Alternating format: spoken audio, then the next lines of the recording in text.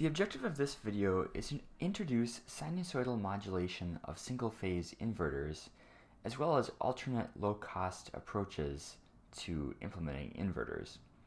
So, as we've discussed a few times in this class, inverters are circuits that convert DC to AC. And we're going to be studying the bridge converter as our basic inverter. But before we get to that, let's talk a little bit about where you see these in application. The most popular application for inverters are in motor drives. And that's because AC motors are easier to manufacture than DC motors, and that makes them lower cost. In an AC motor, speed is proportional to frequency. So your shaft isn't spinning if you don't have a frequency to your currents going to your motor. And therefore, to get a variable speed motor, we actually need to have a variable frequency motor drive. That means that our inverter needs to be able to output variable frequency voltages.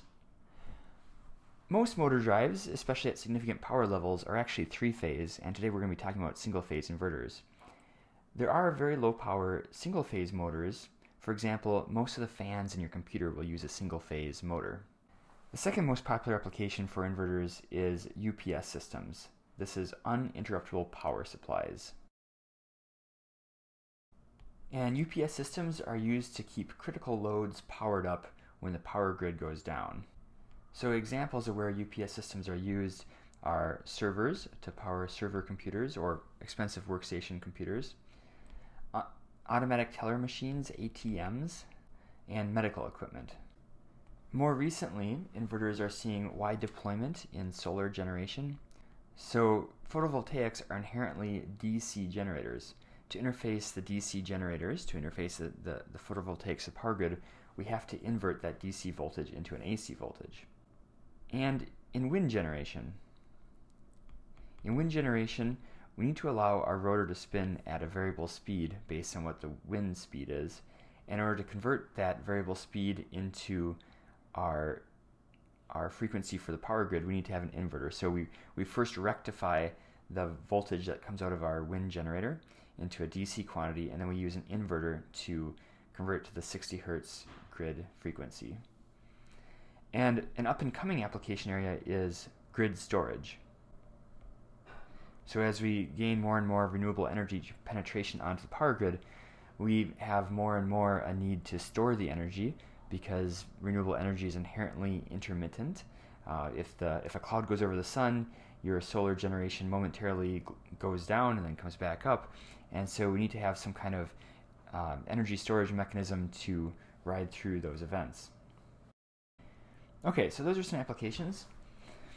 I want to start by reviewing with you pulse width modulation, because we're going to get into how we modulate the half bridge and the full bridge converter in order to make them inverters. And we previously talked about how we can implement this with an analog circuit where we have a comparator.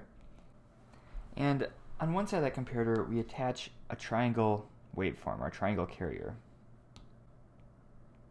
And the triangle carrier has a peak voltage of V peak. And at the other input of this comparator, we attach our control voltage source. The output of the comparator is our PWM logic level, so PWM output, which connects to our gate driver, which then connects to the MOSFET gate to turn the MOSFET to apply a positive or negative gate source voltage, or if you're not using a MOSFET, it's the BJT's base or the IGBT's gate. And the output of this PWM driver is either a logic high or a logic low. So if we sketch what the waveforms look like, we've got our triangle comparator waveform here, which has a peak of V peak. And then at some instant of time, we have our control voltage. Whenever the control voltage is larger than the triangle voltage, whenever VC is larger than the instantaneous value of the triangle carrier, the comparator outputs a logic level high. And you can see this just from your basic understanding of the comparator as being an amplifier with a very large gain. So whenever VC is larger than the triangle waveform, you get the output as being logic level high, and whenever it's lower, you get a logic level 0 or a logic level low. This converts our control signal into a set of pulses to turn on and off our gate of our switch, and it results in our switch being on for D fraction of time, where D is the duty ratio of the switch, and that's evaluated as being VC over V peak. Okay, so that was a brief review of pulse width modulation. Let's now talk about how you modulate the half-bridge converter.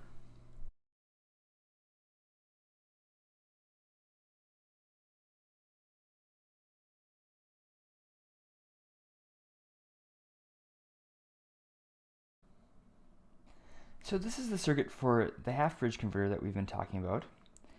And you can see that I've labeled the pole voltage on the left side, and then I've on the right side replaced the active single pole double throw switch that we have for the full bridge converter with the capacitive voltage divider network that we talked about in our previous video. And note that I haven't actually drawn the voltage balancing resistors because they don't play an active role in the conversion process, but you can realize that in a realistic implementation you'd also have that network of voltage dividing resistors. So we can note from this converter that when we operate it with pulse width modulation, typically we're going to control duty ratio D1 or the switch that implements throw 1 via the pulse width modulator. And the switch that operates throw 2, which sets duty ratio D2, is just going to be equal to 1 minus D1. So we've talked about this several times before, how you can view these as complementary pairs when you're in continuous conduction mode, and in the case of the half bridge and the full bridge converter, we're actually placing active devices on both throw 1 and throw 2, so we can directly control how long each throw, the pole is connected to each throw, and in this case we're going to rely on controlling D1 directly, and then setting D2 equal to 1 minus D1.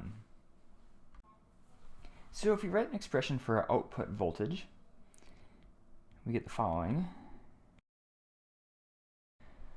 where our pole voltage is equal to duty ratio D1 times VDC. That's because we've connected that pole to throw 1 D1% of the time, and then for D2% of the time we're connecting it to 0 volts.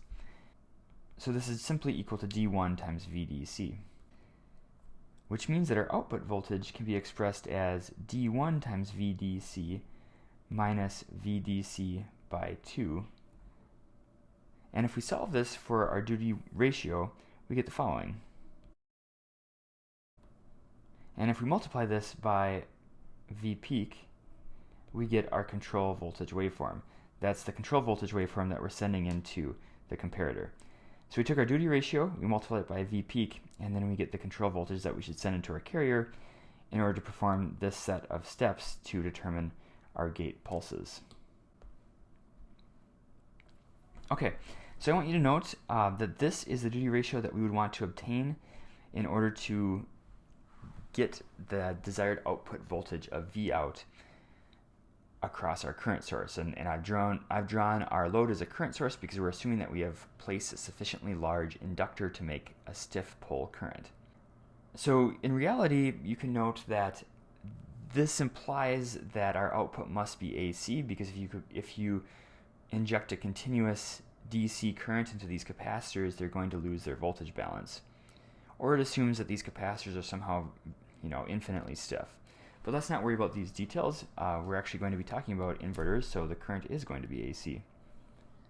So this is an important expression. This determines what the duty ratio should be in order to obtain a certain output voltage from the converter. Let's now talk about the full bridge converter.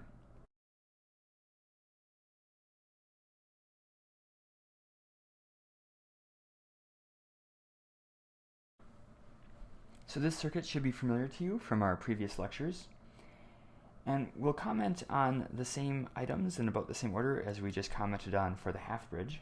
So first we'll note that D11 and D12, or the MOSFETs corresponding to those throws, are going to be controlled by the pulse width modulator. whereas D21 and D22 are determined by taking 1 minus the corresponding duty ratio. Next, we can calculate our output voltage as being VP1, the voltage of our first pole, our left pole, minus VP2, the voltage of our second pole or our right pole. And in terms of our duty ratios, it's D11 times VDC minus D12 times VDC. So at this point, there are many different possibilities that we can select for D11 and D12 that will give us a valid output voltage. But typically what you want to do is you want to select both duty ratios to have this a constant value of 1/2, where we then split the difference of what we want the output voltage to be. So I'm going to just write it out, and then we will plug it back into this expression to prove that this is correct.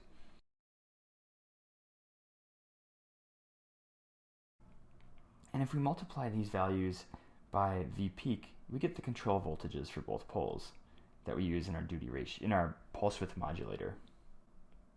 So again, VC1 and VC2 correspond to the input to our comparator to determine the pulses for our MOSFET gate driver. So you can see that both duty ratios contain this term of 1/2, this constant of 1/2, that we then add or subtract a second term which varies based on the desired output voltage that we want to obtain. So we can call this first term DCOM, or our common mode duty ratio. And the second term is the actual command that we want to obtain. And you can verify that this is a reasonable approach, or that this approach works, by plugging D11 and D12 into our output voltage equation. So we end up with getting Vout equals Vout, which means that this strategy for selecting D11 and D12 gives us our desired output voltage. Let's now briefly comment on why we have chosen this particular strategy.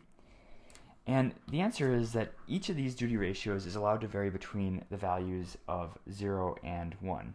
You can't connect a pole to a throw more than 100% of the time. And you can't connect a pole to a throw less than 0% of the time. So by deciding that we're going to bias each duty ratio around the point 1/2 and then add or subtract the output voltage from it, we guarantee that we can output our maximum voltage range. This allows us to output a voltage ranging from positive VDC to a voltage ranging to negative VDC. Whereas in our half bridge converter over here, we could only output a voltage from VDC by 2 to negative VDC by 2. And you can see that clearly from our duty ratio limitation. If we have Vout equals VDC, we're going to calculate a duty ratio of 1.5, which cannot happen. Whereas in this case, if we have Vout equal to VDC, we get two duty ratios where D11 is equal to 1 and D12 is equal to 0. So clearly that works. So you could have chosen, for example, DCOM to be 0.25, and you could also realize output voltages, but then suddenly you can't get the entire range of Vout equal to VDC to negative VDC. Let's now talk about sinusoidal modulation. So at this point, we are able to have a desired output voltage, and from that calculate the duty ratios we need to make that output voltage happen. Let's now talk about how we pick that output voltage in order to create a sinusoidal output.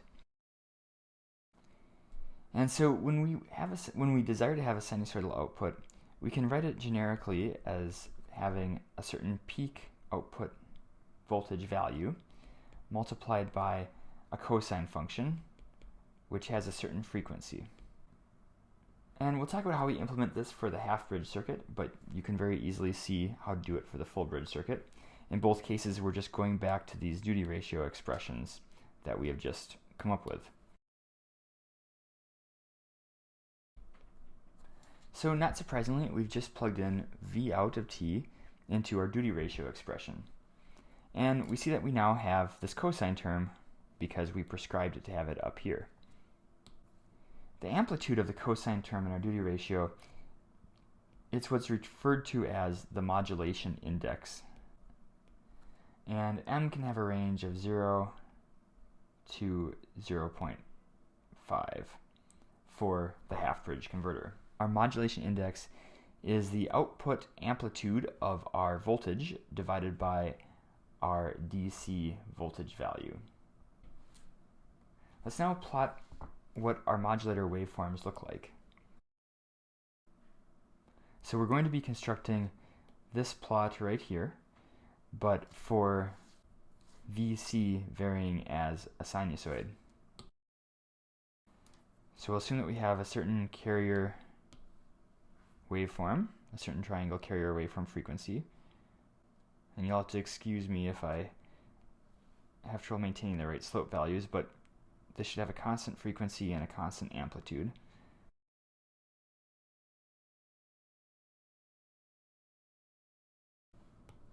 And then we'll sketch our control voltage waveform on top of this, where remember our control voltage is determined by multiplying our duty ratio equation times V peak. And so I've labeled on here already the V peak by 2 point.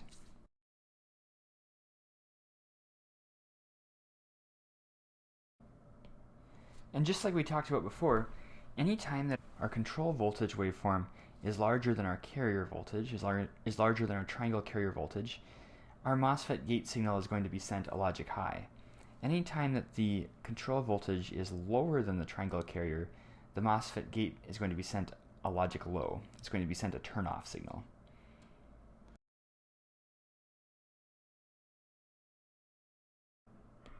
And so we can see that as our carrier voltage rises and falls, as the magnitude of it fluctuates, the duration that our MOSFET is left on also fluctuates. So when our control voltage has a large amplitude, the duty ratio of the signal going to our MOSFET gate is large, and when our carrier has a low voltage, the duty ratio of the signal going to our MOSFET gate has a short duty ratio. And we can note that we have two different frequencies in here. We have FP, which is the frequency of our power signal. That's this FP right here. And then we have FC, which is the frequency of our triangle carrier. And so the frequency ratio of our converter is the ratio between FC and FP. And so, for example, if we are outputting a 60 Hz signal, but our FETs are switching at 6 kHz, this will have a value of 100. If our FETs are switching at 60 kHz, it'd have a value of 1,000. So you typically want to have a large frequency ratio. If your frequency ratio is too small, your output voltage and output current will have a lot of harmonics in it that can cause problems for your system. For example, if you're talking about a motor, current ripple will be induced in the motor, which will lead to additional losses. Okay, so everything that I just described pertains to what is called in industry as a sine wave inverter. We're now going to talk about some low performance inverters, which are alternatives to the sine wave inverter. And the first one that we'll discuss is called a square wave inverter. And in all of these circuits, you can imagine it being the full bridge converter. So we're just talking about different ways to operate this full bridge converter. We can operate it as a sine wave inverter if we do pulse width modulation with sinusoidal reference voltages, or we can operate it as a square wave inverter if we switch only once per period. For example, we could be talking about a 60 Hz inverter where we're trying to create a 60 Hz waveform, and if we're doing the square wave inverter approach to modulating our converter, we will only switch on and off once over the 60 Hz period. So we basically eliminate our switching loss. In the sine wave inverter, we have this frequency ratio, which is FC over FP, of perhaps 100 or 50 or 1,000 or 10,000. But here in the square wave inverter, we have FC over FP being exactly 1. And the reason this is advantageous is that we essentially eliminate our switching losses, and that means that we can use lower cost components, both in terms of the switches that we're using, but also in terms of the heat sinks, as well as the control circuitry. It's just much simpler to only turn on and off your devices at 60 Hertz as opposed to implementing the full sinusoidal pulse width modulation.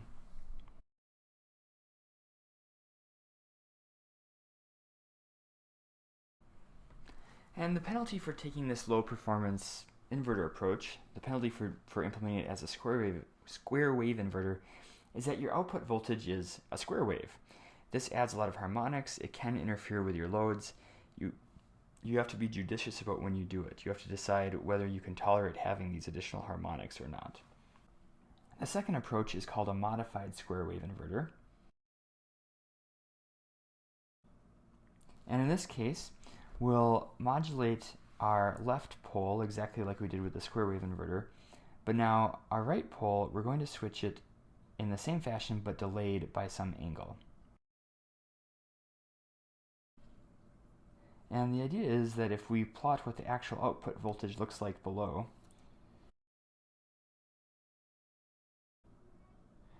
it's going to be VP1 minus VP2. So at the first instant of time, we'll have a positive output voltage, and then all of a sudden VP1 and VP2 are equal, so we have no voltage for a while. Then we're going to have a negative output voltage because VP1 is negative but VP2 is positive. Then we'll have no voltage for a while, and then a little bit later we'll have a positive voltage, and then no voltage, and so on and so forth. And so you can see that we're able to control what our output voltage looks like, the magnitude of it, by varying the angle phi that we phase shift our second pole. And this is desired over the first approach, over the square wave inverter, because we end up with less harmonic content in our output.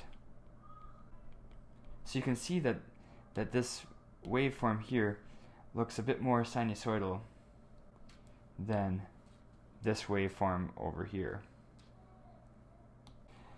This inverter costs a little bit more because there's more switching going on, but it's still a relatively low cost approach. So to summarize, you have three approaches here. You've got the sine wave inverter, which is the high performance,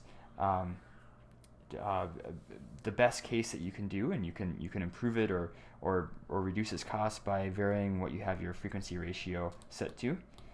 Second, you've got a square wave inverter, which is the lowest cost inverter that you output just purely a square wave.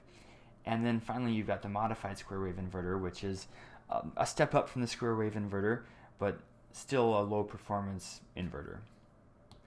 And from here you can define several intermediate steps where you take your modified square wave inverter and you switch it a few more times per switching interval, so you add a few more spikes down here, and you get even less harmonic content, and as you increase how many times you switch per fundamental period, how many times you switch over this period, you begin to approach your sine wave inverter, and ultimately your cost, it just becomes your sine wave inverter. Everything is the same ultimately.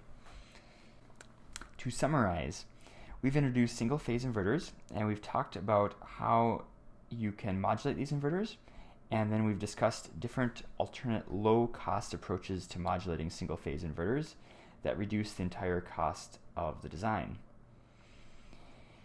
We've commented on where you see inverters used. We reviewed pulse width modulation, and then we've talked about modulation approaches for both the full bridge converter and the half bridge converter. And so these equations, these duty ratio expressions, are very important. You should be able to derive them from looking at the circuit.